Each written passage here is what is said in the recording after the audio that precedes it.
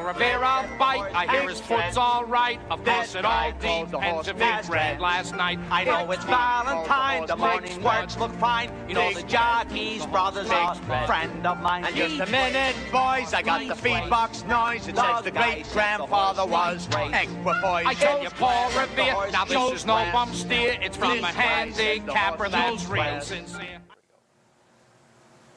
Hello everyone and welcome to another edition of Handicappers Corner. I'm your co-host Mike Heads along with Drew Forster. We're going to go through the 8 races on Hastings on the Sunday, June the 17th program. Happy Father's Day to all the fathers out there. Absolutely. Hopefully get some luck today.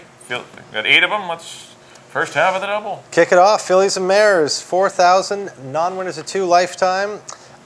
Field of 6. A few different ways to look at this. I went with the 5 breakaway pass. Filly that's been knocking on the door in these races, so I think it's her turn.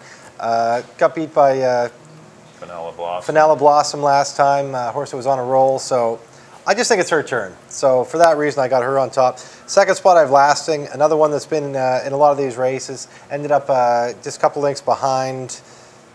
Breakaway pass in the last one, so maybe she moves forward into here.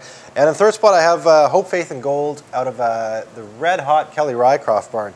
Kelly's batting 31% right now. Him and Beato have been on a roll together. She drops down from the 12.5 that What a Score an exotic light race. She fits nicely into here, so I have her in third spot. It's 5, 1, and 3 for me. Yeah, I've gone a little different than you in here. I went to the 4-horse Acceptable Henna, who's dropping out of those non-2, non-3s for 7,500 into the straight non-2.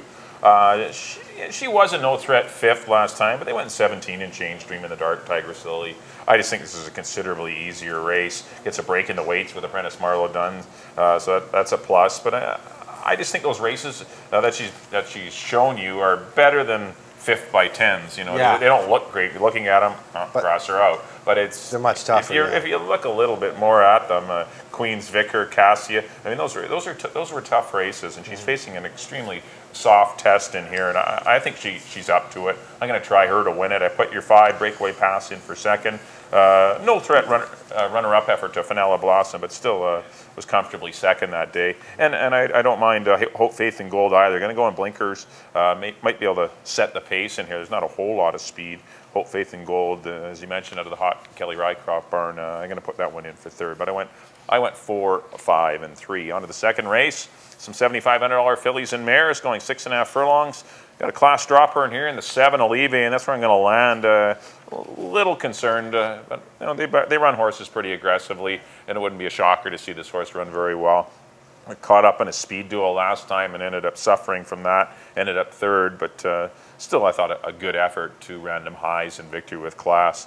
She's going to have to deal with the 5 BC Cat, but I think she can overcome it. She doesn't need the lead. She can just sit just off of that one if she wants to go crazy on the head end and still run a big race. I put the 8 My Bailout. You know, she's another one on a roll. She's one of those ones that was down low back in 2011 and then made her way up the claiming ladder and was claimed for $45,000.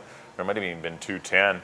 Last year started out so high and then worked her way down to the bottom, and now she's at the bottom and now working, I think, has the ability and got some wins going. That was an impressive win in 17 last time. So I got to put her in for second. Amadeo sticks with her on the class hike, and I think she might be able to, she might be the biggest threat to Olive. And I put the 3-horse Dream in the Dark in for third. She ran a quick time running through her final condition. The non-winners a 3 for 7,500. She looks tougher in here in an open 75, but still she might be able to make the jump. I went 7, 8, and 3. I agree with the 7, Olive. I think this is you know, one of our best bet of the day kind of horses. Really fast last time, just faded a little bit, but I think today she gets the job done. I think she's just much the best horse in here. The second spot I went with Decarzia out of the Greg Tracy barn. She was in that same race as Olive last time, and just got beat like a length and a bit by Olive. So Greg Tracy's always, you know, very tough in these races. Another guy that's heating up, Enrique Gonzalez picks up the mount from Pedro Alvarado. He's riding really well right now, doing a really good job. Really nice to see him here at Hastings. I have her in the second spot, and in the third spot, I agree, My Bailout, a horse going in the right direction. Sure. Not a big jump up for her. There's a lot of horses dropping down into here, but the non-winners of the year for 5 and the 7,500 is a logical next step for her. So I do have her in third spot. Right, on to the third. On to the third. Non-winners of the year for 3,000. And I went with the 4, Monster in the Closet. Horse that has been kind of dropping as the meet's gone on. He went to the $5,000 level. Ran into some tough horses in Charter Hill, getting right back to win. Aberfeldy. Now he's the $3,000 level. I think that's good enough for him. I think this is where he belongs. He's got the back class. He's won 7 races in his life. Cool. He's a really cool horse, totally. So I do have Monster in the Closet on top. He gets Amadeo Perez leading rider. In the second spot, I went with Huffman, a horse that was claimed 2 starts back off a...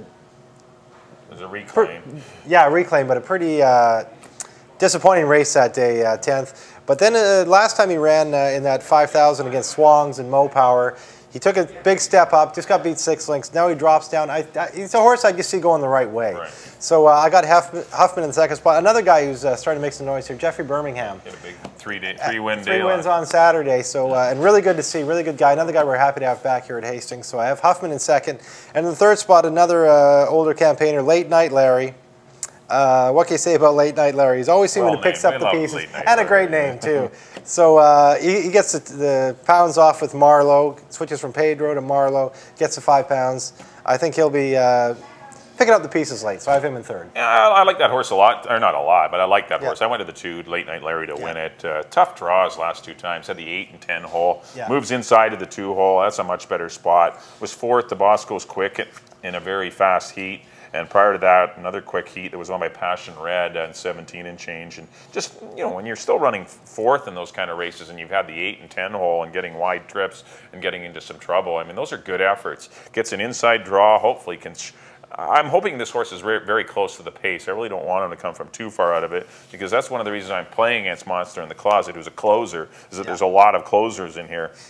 And the only speed is probably Huffman or Late Night Larry or even Distorted Glamour. So, but I'm going to try Late Night Larry to defeat Distorted Glamour, who didn't like a sloppy track last time, around his worst race of the year. If you go back 2 starts to that was a good 3rd to Passion Red. So if that kind of race surfaces today, then he's got a big chance. And I put Monster in the Closet in for 3rd. But you're right, the class of the race is Monster in the Closet. I mean, he's got the best races this year, and but my only concern with him is the lack of speed, and that's why I went 2, 3, 4.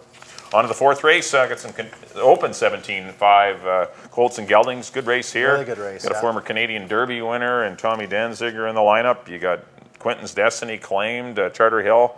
Pretty nice horse. Queechy finally cruising marathon. This is a good race. I went to Tommy Danziger, though. He just finished winning for 17.5. Did it quite convincingly. Went fast fractions. Opened up. I mean, tough to go against him. I went to Quentin's Destiny for 2nd, drops in from a 25 claim, in for 17.5. Going to stretch him out to a mile of 16th.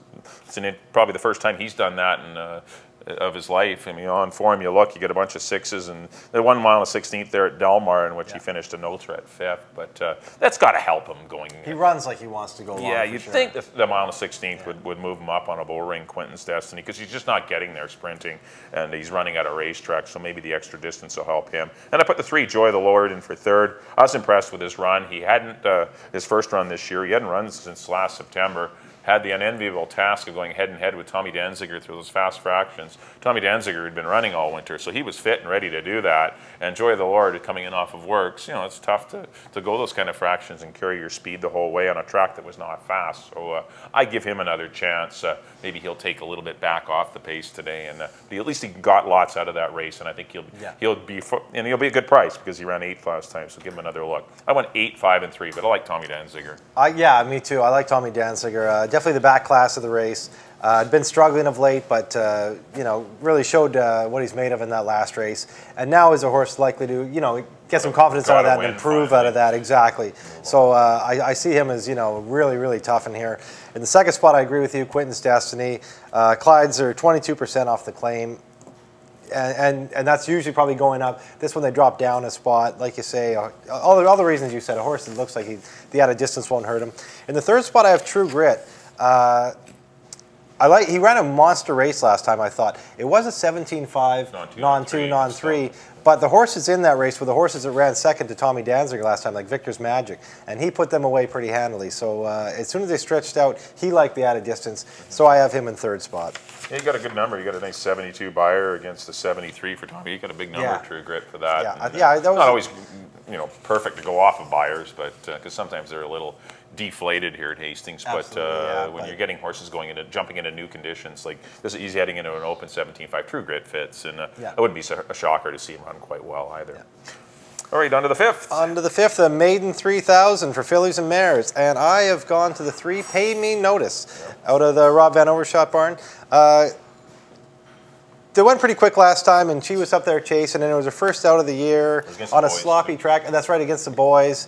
So a lot of things not really going her way. Now she drops in against the girls, Maiden 3000, right where she fits. I think she looks really tough in here. Guy that we mentioned, Gonzalez, who's a really good rider, doing very well here. He picks up the mount for Rob Van Overshot.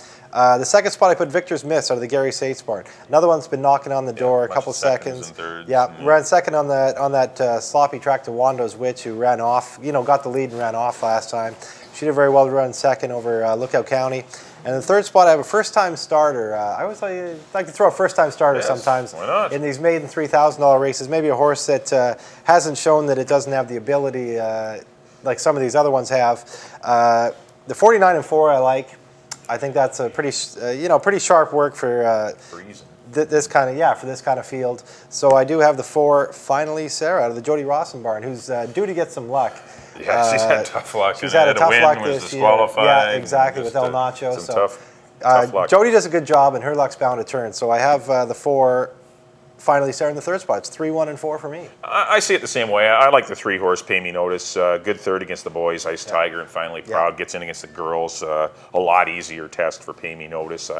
Second start of the year. As long as she doesn't bounce, I think she'll win for fun. I put the 1 Victor's Miss also in for second, and the only different one, I put the 9 Alusha in for third. Wasn't disgraced for second, actually. It was only beaten like 4 lengths for second, and it was just her first race of the year. Missed the break, had to go 4 wide on the final turn. Give her another look. She'll improve second time out, I would think, and maybe might be better than a lot of the horses that she lost to last time, but you might get a better price on her. But I definitely like the 3 as you do, Pay Me Notice. I went 3, 1, and 9. On to the 6th race, an optional claimer, 50 grander for 3-year-olds going a mile on the 16th. Nice good race here. Yeah. We got some talented colts that'll end up being in stakes races. Absolutely. Some sharp ones in here. Almost a Derby prep, maybe a little bit here. Yeah, sharp horses like Willow Cat stepping up. Undefeated horse like Gimme Dad out of the Greg Tracy barn, who was moved up by disqualification last time. But the 2 horses I like in here are on the outside, the 7 High End Man and the 8 Mysterious Soul. I went to High End Man. We both liked him in his debut. He was come with well touted, and he won as the 5-2 or the 2-1 second choice. Made no mistake that day, and won easily, defeating next out winner Waylon Jack. The time was good. He's a good looking individual. Big long bodied horse too, with a long stride, and I think he'll have no troubles going a mile on the 16th. The only negative is it is just his second start, and they're going to try him long, but the race came up. A little quick work though. That was a little swifter than you'd like to see going long, and 45-3 since his last race. But I got to go to him to win it. Put the 8 Mysterious Soul, tackling the toughest 3-year-olds that we have on the grounds right now, and Devil in Disguise and Clear the Runway. Those are pretty tough opponents, and he gets into a lot easier spot in this event. So I wouldn't be surprised to see him win the money at all. Could be some speed in here to set him up, too. Both those 4ths that he ran in those stakes races were very good, especially the last time going long. He's got that long race under his belt. And I put the 1 Gimme Dad in for third. I think it looked like the best of the rest to me. No threat, runner-up to Unquiet. Got a gift, was disqualified. Unquiet impeded other horses, not Gimme Dad. But this one ended up getting benefited and getting his 4th win of his career out of 4 starts. 4 out of 4, pretty good. I went 7, 8, and 1. As I mentioned, I do like the 2 on the outside, 7 and 8. Yeah, I flip-flop. I went with Mysterious Soul. I went against High End Man. I really like High End Man. Like, we've talked about this. But what I don't like is it's the second start of the year going long. I've gone against horses like that a few times this year, like Tierra del Fuego last week. I like Tierra del Fuego, but second start of the year, going long. It's hard. She ran into a fit horse, and Heidi Marie, who got the better of her. So this time, I went against High End Man and took Mysterious Soul, who is making his 3rd start of the year. He has the long race in him. And there's a lot of speed in this race. Macho Keto's going to be up there. Timeless Storm looks like he's going to be up there. Mr. Jigsaw's got speed. Mr. Jigsaw will be up there. High End Man might be part of that pace scenario too. So I can see some pretty quick fractions in this race. And that's the faster they go, the bigger the smile Barb Heads is going to have on her face, because this horse is going to be charging late. been running against much tougher horses. I just think he looks really good in here. He gets Fernando Perez, which never a downside right now. If you get a Perez on your horse, you're doing good. You're doing okay. So I do have Mysterious Soul on top. High-end Man, like I said, I really like, but I just think maybe next time going long. I think that this is a little bit early for him to go long. It's a lot to ask. There was a 6.5 furlong race up this day that didn't go, so Pete was forced to put him in here. And in the third spot, I have Willow Cat, who's a bit of a now horse. Doing good. Yeah, exactly. He's doing nothing wrong. Yeah, he's got a great pedigree with the Regal Red. Jumped up off the claim, won, come back for that open 25 and won again in a fast time. Got trouble too, had to wait room and circle the field. This horse, he would have won by 3 or 4 that day with a clean trip. Exactly, He did encounter trouble, Willow Cat. Yeah. So he's kind of the now horse, so I have him in third spot. So it's 8, 7, and 6 for me. On to the 7th and feature. This is the Vancouver Sun. Fillies and mares going to go a mile and a 16th, going to get to stretch their legs and go long in here. I like this race. Interesting dash. I mean, it's really not a horse you can throw out. All 7 horses. You can see. You can make a case for all 7 horses. Yeah. Even Orchid Silver. She won the Ballerina last year. I mean, she wants to go long. The distance is going to be much better. She probably didn't like the sloppy track last time either. Yeah, that didn't help. But just a good, solid race. I see some speed. I'm going to handicap the race to have some speed in it with Burning Britches and Overvalued. I don't think they're going to go crazy, but I just don't think anyone's going to get a 24-1 opening quarter. I just expect the fractions to be quite honest. And I like the 2-horse Wando Woman in here. I like her quite a bit. She only got beat 3 lengths to Overvalued and Burning Britches and notoriously last time, despite a very slow pace, and they finished off the race very quickly. In fact, she's been compromised by slow paces in both of her starts this year and not disgraced. She's not a sprinter anyway.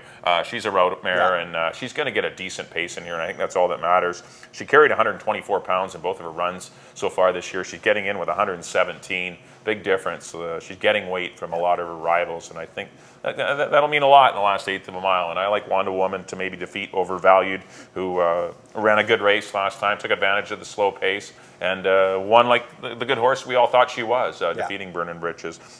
So I got to give her top marks in here. For the pace anyway. And number 1, Cage Mistress. I'm going to put her in for third. Kind of a disappointing debut run, but still a filly that might have needed the start and should come back and go well. But once again, 2nd start of the year. Has she done enough to go long? Yeah. I think the credentials are there, but it's just a matter of her being on her game enough to defeat some horses that have had a couple of races already. I went 2, 6, and 1. I like Wando Woman. Yeah, I'm going against my golden rule here. I'm picking Cage Mistress. I think she, obviously she needed the race last time. She'd been off for a long time, but off since June of last year, off almost a year. Comes back now. She's got the race under her belt, and hopefully with a dry track. With a sloppy track, I'm not so sure. When you look at the form, there's a few horses maybe with a sloppy track that you could maybe not like so much. Right. But I do have Cage Mistress on top. I have Overvalued in 2nd spot. I think Overvalued's even better going long than she is sprinting. Everybody, because she's a speed horse, everybody always assumes she's a sprinter. I think she's better going long. Her lifetime record, 3 starts of 1st, 2nd, and 3rd going long. I like that. So I have her in 2nd spot, and in 3rd spot, as we said, a race where you could look at a lot of them. I have Castanet Dancer, a horse who hasn't ran many bad races in her life. And another one, she was kind of all jumbled at the back of the pack and had trouble getting through last time. She was running last time, and it was actually her stablemate, Cage Mistress, came over and kind of got her down the lane. It was not the way that the Troy Taylor barn drew things up, I'm sure, in the paddock. Yeah. But she gets in 118, got Marlowe on her. A horse is going to be kind of left out here. There's going to be some odds on her. Yep. But I do like Castanet Dancer. She's a pretty honest little filly, so I do like her in there. But as you say, there's a lot of ones we're leaving out. Like Trelawney is a horse on her game. She could win it. Absolutely, she's going to be running late. If you, as you say, with pretty honest fractions, she'll be running late, and she gets Birmingham, who is showing that he's very capable, and he's on a bit of a heater. Burning Britches too. You could throw in there Orchid Silver. Good race. There's really a lot good race. We have a very good mare division, a very competitive division, and it's nice to see. Probably the most competitive division here. Standouts in here. You'll see a lot of these mares trading wins, but I'm hoping it's going to be Wando Woman, and you hope it's going to be 1, 6, and 3 for me. And on to the nightcap, a maiden 3,000 for older boys, and field of 9. I went way down to the rail to the 1 Too Many Smyrnies. This is a horse that just got beaten neck to Steel Trick, Puna Point. Horses that, I think at the maiden 3,000 level will be pretty tough. Puna Point's since jumped up and ran a decent race in the maiden $5,000 level, and he just got beaten neck that day, led the whole way, and was unlucky to get collared late. It was a blanket finish. He was pretty unlucky to end up 4th out of that bunch. But Charlene Miller's having a good year, and Frank takes the call over for the injured Richard Hamill. I like Too Many Smirnies on top. The second spot I took Finally Proud. As we mentioned, Jody Ross and Barn due to have some luck. Another one that just ran second to Ice Tiger, who I really liked that day. We both, I think, picked Ice Tiger that day. He was much the best. Finally Proud, much the best of the rest. And in the third spot, I have Excess Divland. A horse is probably going to take a lot of money. The dangerous William Levanaway, Amadeo Perez connections. 4 thirds in a row for this horse, but got the out in the 3.5 race last time. Now he goes out to 6, which is probably a little bit more suited to him. And I got him in the third spot, so it's 1, 9, and 4 for me. Yeah, I got the same 3 horses. I went to the 9, though, to win it. Finally Proud. Pretty impressed with that run to Ice Tiger. And if Pay Me Notice wins, the horse earlier today on the card, then that's going to put even more strength in that race. Yeah. But Pedro will get this horse in position. I think Finally Proud will be very tough. I put the 1, Too Many Smirnies in for second. As you mentioned, has speed, has the rail. Just missed last time. That's enough to put him in the mix. And the 4, Excess Dividend for the Levanaway barn. Got the run going 3.5 a couple weeks back, and definitely didn't threaten the top 2, but still it was a good run, and it's better than a couple of works. So this horse will be set up better to go 6.5 furlongs. So I went 9, 1, and 4. All right, that'll do it for our Sunday analysis. Up next on screen will be all of our picks. We'll start off with mine, and here's a quick recap of the Sunday, June 17th selections. In the first race, I went to the 4-horse Acceptable Henna, calling for a bit of a price. I went 4, 5, and 3. In the second race, I went to the 7-horse Alive. I went 7, 8, and 3. In the third race, I went to the 2, Late Night Larry. It's 2, 3, 4 for me in the third. In the fourth race, I went to the 8, Tommy Danziger, favorite there, likely favorite, 8, 5, and 3. In the fifth race, I went to the 3, Pay Me Notice, 3, 1, 9. In the sixth race, I went to the 7-horse High End Man over the 8 and 1. And in the feature race, the Vancouver Sun, I went to the 2, Wanda Woman. I went 2, 6, and 1. And in the 8th and final, I went to the 9, Finally Proud, 9, 1, 4. And on to me. In the first race, I went to the 5, Breakaway Pass, with the 1 and 3 below. In the second race, I went to the 7, Alive, with the 4 and 8. In the third race, I went to number 4, Monster in the Closet, over the 1 and 2. In the fourth race, I agree with Mike, number 8, Tommy Danziger, over the 5 and 1. In the fifth race, number 3, Pay Me Notice, over the 1 and 4.